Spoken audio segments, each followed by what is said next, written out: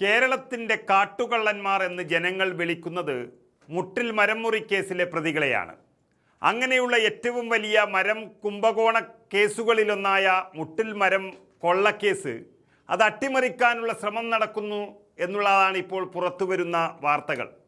പരിസ്ഥിതി പ്രവർത്തകർ ഇപ്പോൾ പ്രതിസ്ഥാനത്ത് നിർത്തുന്നത് കേരളത്തിൻ്റെ സർക്കാരിനെയാണ്.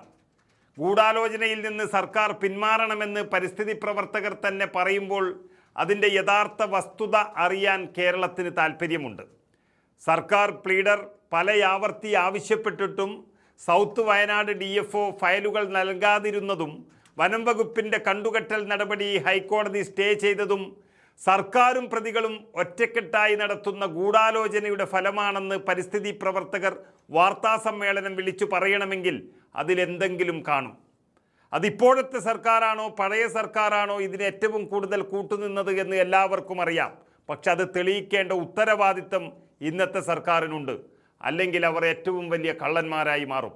അത് ശരിവെക്കുന്ന തരത്തിലായിരുന്നു മന്ത്രിയുടെ പ്രസ്താവനയും വന്നത്. മുട്ടിൽ മരം മുറിയിലെ മരങ്ങൾ വനം വകുപ്പിൻ്റേതാ അല്ല എന്ന വകുപ്പ് മന്ത്രിയുടെ വിചിത്രവാദം ഈ ഗൂഢാലോചനയുടെ ഗുരുതരാവസ്ഥ വ്യക്തമാക്കുന്നു എന്നാണ് ഇപ്പോൾ ജനങ്ങൾ തന്നെ പറഞ്ഞു തുടങ്ങിയത്. സർക്കാരിൻ്റെ മരങ്ങൾ സംരക്ഷിക്കാനുള്ള നിയമന അനുസൃത ഉത്തരവാദിത്വം വനം വകുപ്പിന് ഉണ്ട് എന്ന് മന്ത്രിക്കറിയാത്തതല്ല. മന്ത്രി ബഹുജനങ്ങളെ ബോധപൂർവം തെറ്റിദ്ധരിപ്പിക്കുകയാണ് ചെയ്യുന്നതെന്ന് ഇതേ പരിസ്ഥിതി പ്രവർത്തകർ പറയുമ്പോൾ അതിൽ മുഖ്യമന്ത്രി VD സതീശൻ ഇടപെട്ടേ മതിയാകൂ. അല്ലാത്ത പക്ഷം ഘടകകക്ഷി മന്ത്രിയെ സ്വാധീനിച്ച് മരം വേട്ടക്കാർ വിജയം നേടിയാൽ അത് സതീശൻ സർക്കാരിന് വലിയ തിരിച്ചടിയായിരിക്കും. നമുക്കറിയാം, രാജകീയ വൃക്ഷങ്ങൾക്ക് പ്രത്യേകം തന്നെ നിയമങ്ങളുണ്ട് ഈ രാജ്യത്ത്. ആ രാജകീയ വൃക്ഷങ്ങളുടെ സംരക്ഷണത്തിന് ദീർഘമായ നിയമ പരമ്പര നിലനിന്നു വരുന്നു. ബ്രിട്ടീഷ് ഭരണകാലത്ത് നിലവിലുണ്ടായിരുന്ന റോയൽ ട്രീസ് ആക്ട് മുഖേന രാജകീയ വൃക്ഷങ്ങൾക്ക് പ്രത്യേക സംരക്ഷണം നൽകിയിരുന്നു. ഇന്ത്യക്ക് സ്വാതന്ത്ര്യം ലഭിച്ചതിന് ശേഷവും ഈ സംരക്ഷണ നിയമം വിവിധ നിയമങ്ങളിലൂടെ തന്നെ തുടർന്നുകൊണ്ടിരിക്കുമ്പോഴാണ് ഈ കാട്ടുകള്ളന്മാർ അതെല്ലാം മുറിച്ചു കടത്തിയത്. കേരള വന നിയമം നിലവിൽ വന്നതിന് ശേഷം രാജകീയ വൃക്ഷങ്ങളുടെ സംരക്ഷണത്തിനായി സർക്കാർ കൂടുതൽ ശക്തമായ നിയമ നടപടികൾ സ്വീകരിച്ചിട്ടൊക്കെ ഉണ്ട്. സ്വകാര്യ ഭൂമിയിലെ വൃക്ഷങ്ങളെ സംരക്ഷിക്കുന്നതിനായി 1986 പ്രത്യേക നിയമം നടപ്പിലാക്കി. കൂടാതെ പട്ടയഭൂമിയിലെ രാജകീയ വൃക്ഷങ്ങളുടെ സംരക്ഷണത്തിനായി 1960 വനനിയമവും 64 വ്യവസ്ഥകളും ഉൾപ്പെടുത്തി. ഇതുവഴി ഈട്ടി, തേക്ക്, ചന്ദനം, എബനി തുടങ്ങിയ വിലമതിക്കാനാവാത്ത വൃക്ഷങ്ങൾ ഷെഡ്യൂൾഡ് മരങ്ങളായി സംരക്ഷിക്കപ്പെടുകയാണ് ചെയ്തത്. തുടർന്ന് പട്ടയഭൂമിയിലെ രാജകീയ വൃക്ഷങ്ങളുടെ സംരക്ഷണം കൂടുതൽ ശക്തമാക്കുന്നതിനായി 1995 ഒരു നിയമവും കൊണ്ടുവന്നു. ഈ ചട്ടങ്ങളിലെ റൂൾ പ്രകാരം പ്രസ്തുത രാജകീയ വൃക്ഷങ്ങൾ സർക്കാരിൻ്റെ സമ്പൂർണ്ണ സ്വത്തായി പ്രഖ്യാപിക്കപ്പെട്ടതാണ്. അതിനാൽ പട്ടയഭൂമിയിൽ നിൽക്കുന്ന ഇത്തരം രാജകീയ വൃക്ഷങ്ങൾ നിയമവിരുദ്ധമായി മുറിക്കുന്നത് കേരള വന നിയമപ്രകാരം കുറ്റകരവും ശിക്ഷാർഹവുമാണ്. ഇപ്രകാരം മുറിക്കുന്ന മരങ്ങൾ കേരള വന നിയമത്തിലെ സെക്ഷൻ 52 പ്രകാരം കസ്റ്റഡിയിലെടുക്കാനും 61A പ്രകാരം കണ്ടുകെട്ടാനും വനം വകുപ്പ് ഉദ്യോഗസ്ഥർക്ക് നിയമപരമായ അധികാരമുണ്ട്. പക്ഷേ ഇവിടെ കാട്ടുകള്ളന്മാരുടെ കൂടെയാണ് വനം വകുപ്പിലെ ഉദ്യോഗസ്ഥർ എന്നാണ് പറയുന്നത്. ഇത്തരം വിലമതിക്കാനാവാത്ത വനവിഭവങ്ങൾ നിയമവിരുദ്ധമായി മുറിച്ചു കടത്തുന്നത് ജൈവ വൈവിധ്യ സംരക്ഷണങ്ങളുടെ നിയമങ്ങളുടെ ലംഘനമായതിനാൽ ഈ നിയമ ലംഘനത്തിനും വനം വകുപ്പ് കേസെടുത്തിട്ടുണ്ട്. 1960 കേരള ഭൂമി പതിച്ചു നൽകൽ നിയമവും 64 കേരള ഭൂമി പതിച്ചു നൽകൽ ചട്ടങ്ങളും പ്രകാരം ഭൂമിയില്ലാത്ത കുടുംബങ്ങൾക്ക് പതിച്ചു നൽകിയ സർക്കാർ ഭൂമികൾ നിലനിൽക്കുന്ന സ്ഥലത്ത് ഈ രാജകീയ വൃക്ഷങ്ങൾ സർക്കാരിൻ്റെ സ്വത്തായി തന്നെ തുടരുന്നു എന്നാണ് നിയമം. ആ വീട്ടിൽ കയറിയിട്ടാണ് പലതും ഈ കാട്ടുകള്ളന്മാർ മുറിച്ചു മാറ്റിയത് എന്നോർക്കണം. പരിസ്ഥിതി പ്രാധാന്യമുള്ള വൃക്ഷങ്ങളെ സംരക്ഷിക്കുന്നതിനും സംസ്ഥാനത്തിൻ്റെ പ്രകൃതി പൈതൃകം നിലനിർത്തുന്നതിനുമായാണ് ഇത്തരം വൃക്ഷങ്ങൾ സംരക്ഷിക്കുന്നതായി പ്രഖ്യാപിച്ചത്. ഇപ്പോഴും കോടിക്കണക്കിന് രൂപ വിലമതിക്കുന്ന വിലപിടിപ്പുള്ള ലക്ഷക്കണക്കിന് സംരക്ഷിത വൃക്ഷങ്ങൾ കേരളത്തിൽ ഉടനീളം പതിച്ചു നൽകിയ ഭൂമികളിൽ നിലനിൽക്കുന്നുണ്ട് എന്നതാണ് യാഥാർത്ഥ്യം. അങ്ങനെയിരിക്കെ പതിച്ചു നൽകിയ ഭൂമിയാണെങ്കിലും അതിലെ ആളുകളെ സ്വാധീനിച്ച് ഈ മരം മുറിച്ചു കടത്തുന്നത് വലിയ കുറ്റം തന്നെയാണ്. എന്നിരിക്കെ കേരളത്തിലെ ഏറ്റവും വലിയ സംരക്ഷിത വൃക്ഷമുറി കേസുകളിലൊന്നായ ഈ മുട്ടിൽ മരം മുറി കേസിൻ്റെ നടത്തിപ്പുമായി ബന്ധപ്പെട്ട് ഗുരുതരമായ ആശങ്കകളാണ് ഇപ്പോൾ കേരളത്തിൽ ഉയർന്നിരിക്കുന്നത്. അതായത് വനം വകുപ്പിൻ്റെ നടപടിക്രമങ്ങളിലെ വീഴ്ചകൾ ഈ സുപ്രധാന കേസിൻ്റെ പ്രോസിക്യൂഷനെ ദുർബലമാക്കിയിരിക്കുന്നു എന്നുള്ളതാണ് സത്യം. 1921 റവന്യൂ വകുപ്പ് പ്രിൻസിപ്പൽ സെക്രട്ടറി കഴിഞ്ഞ ദിവസം വിരമിച്ച ജയതിലക് പുറപ്പെടുവിച്ച വിവാദ ഉത്തരവിനെ തുടർന്നാണ് ഈ സംസ്ഥാനത്തൊട്ടാകെ സംരക്ഷിത വൃക്ഷങ്ങൾ വ്യാപകമായി മുറിച്ചുമാറ്റിയതും അതിൽ അഗസ്റ്റിൻ സഹോദരന്മാർ എന്ന് പറയുന്ന കാട്ടുകള്ളന്മാർ വലിയ പ്രതികളായി മാറിയതും.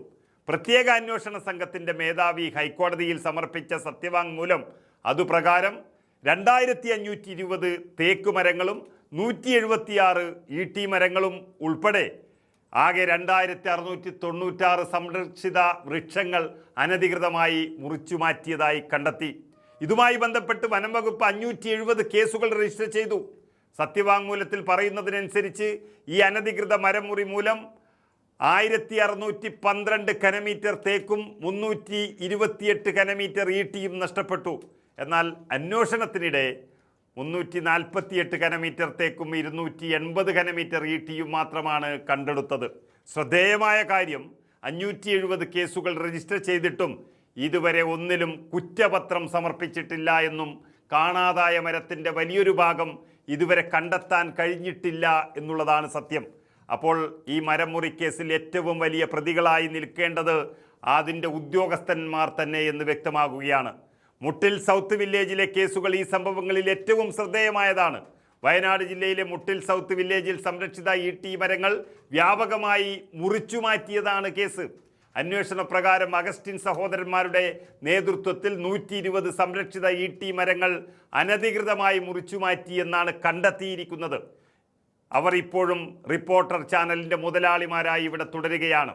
ഏകദേശം 10 കോടി വിലമതിക്കുന്ന തടി വനം വകുപ്പ് പിടിച്ചെടുക്കുകയും പ്രതികൾക്കെതിരെ 51 കേസുകൾ രജിസ്റ്റർ ചെയ്യുകയും ചെയ്തിട്ടുണ്ട്. പിടിച്ചെടുത്ത തടി അനധികൃതമായി മുറിച്ച സർക്കാർ സ്വത്താണെന്ന് അന്വേഷണത്തിൽ കണ്ടെത്തിയിരുന്നു.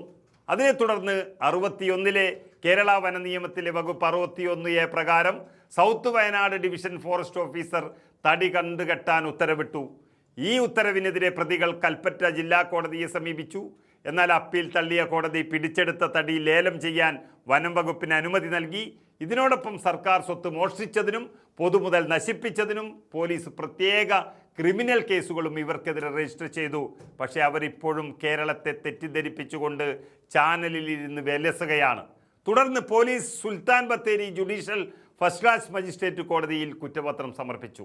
2026 ജൂൺ 22-നാകട്ടെ ഡിവിഷണൽ ഫോറസ്റ്റ് ഓഫീസർ പുറപ്പെടുവിച്ച കണ്ടുകെട്ടൽ ഉത്തരവിന് ഇടക്കാല സ്റ്റേ അനുവദിക്കുകയായിരുന്നു. ഇത് മറ്റെല്ലാ കേസുകളെയും ബാധിക്കുന്ന തരത്തിലേക്ക് കാര്യങ്ങൾ നീങ്ങുന്നു എന്നാണ് ഇപ്പോൾ നിയമവിദഗ്ധർ പറഞ്ഞിരിക്കുന്നത്. അതായത് പോലീസ് കേസുകൾ പ്രധാനമായും സർക്കാർ ഉടമസ്ഥയിലുള്ള തടി മോഷ്ടിക്കപ്പെട്ടു എന്നതിനെ അടിസ്ഥാനമാക്കിയുള്ളതാണ്.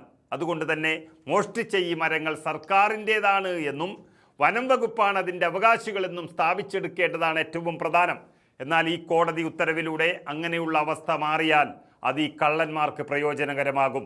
അതിന് കാരണം സർക്കാർ ഉദ്യോഗസ്ഥർ വേണ്ട രീതിയിൽ ഫയലുകൾ സർക്കാർ അഭിഭാഷകർക്ക് ഹൈക്കോടതിയിലേക്ക് എത്തിച്ചു കൊടുത്തിട്ടില്ല എന്നുള്ളതാണ്. ചുരുക്കി പറഞ്ഞാൽ പിണറായി വിജയൻ്റെ ഭരണത്തിൽ അഴിമതിയും കൂട്ടുകച്ചവടവും പതിവാക്കിയ അതേ ഉദ്യോഗസ്ഥന്മാരാണ് ഇപ്പോഴും ഈ ഫയലുകൾ നീക്കുന്നത് എന്നത് വളരെ വ്യക്തമാണ്. മരം കൊള്ളക്കാരുടെ കയ്യിൽ നിന്നും നക്കാപ്പിച്ചയും പറ്റി കേസട്ടിമറിക്കുന്ന ഓഫീസിലെ ആ കാട്ടുകള്ളന്മാരെ മാറ്റി സർക്കാരിനോട് പ്രതിബദ്ധതയുള്ള ആളുകളെ നിയമിക്കേണ്ടതാണ് ആദ്യം ചെയ്യേണ്ടത്. കേരളം തന്നെ അന്താളിച്ച് നിന്നുപോയ എല്ലാ തെളിവുകളുമുള്ള ഒരു മരം കൊള്ളയെ ഇതുവരെ ഉണ്ടായിരുന്ന സർക്കാരും അവരുടെ ഉദ്യോഗസ്ഥരും അട്ടിമറിച്ചു തരാമെന്ന് ഉറപ്പ് നൽകിയതിനാലാകണം സ്വന്തം ചാനലിൽ ഇരുന്നിങ്ങനെ കള്ള വാർത്തകൾ പറഞ്ഞ് വിഡ്ഢിവേഷം കെട്ടി എന്നെല്ലാവർക്കും അറിയാം. അത് വനം മന്ത്രിക്കും മനസ്സിലായിട്ടുണ്ട്. എങ്കിലും വെറുതെ പറഞ്ഞു പോകാതെ നടപടികളിലേക്ക് കടക്കണം. കോടതിക്ക് വേണ്ടത് തെളിവുകൾ എന്നിരിക്കെ തക്ക സമയത്ത് അത് അഭിഭാഷകർ മുഖേന കോടതിയിൽ എത്തിക്കുന്ന ഉദ്യോഗസ്ഥരെ നിയമിക്കണം. ഇത് വനം മന്ത്രി മാത്രമല്ല, മുഖ്യമന്ത്രി തന്നെ മുൻകൈ എടുക്കേണ്ടി വരും. ഇതാണ് നിയമവിദഗ്ധരും പറഞ്ഞു വെക്കുന്നത്.